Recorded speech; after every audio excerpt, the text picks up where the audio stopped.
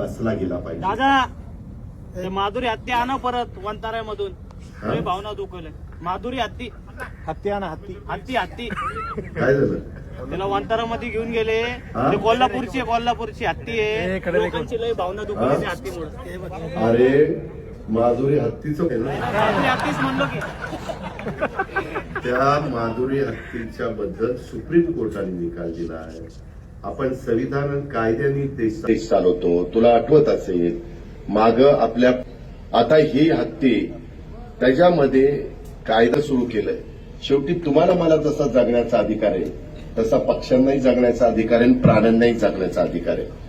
त्या प्रकारे त्या हत्तीणीचं झालं आणि म्हणून ती गेली. बाबा लय शेजला हत्तीणीचं लागलंय बाबा. तुला एकदा कुठं तरी हत्तीणीवर बसवतोस परंतु तू चांगल्या भावनेनं बोलला असेल. तू प्राणीप्रेमी असशील म्हणून ती भूमिका मांडली. त्याबद्दल तुझं दुमत नाही, तुझं अभिनंदन. पण मी पण त्याच्या खोलात गेलेलो होतो.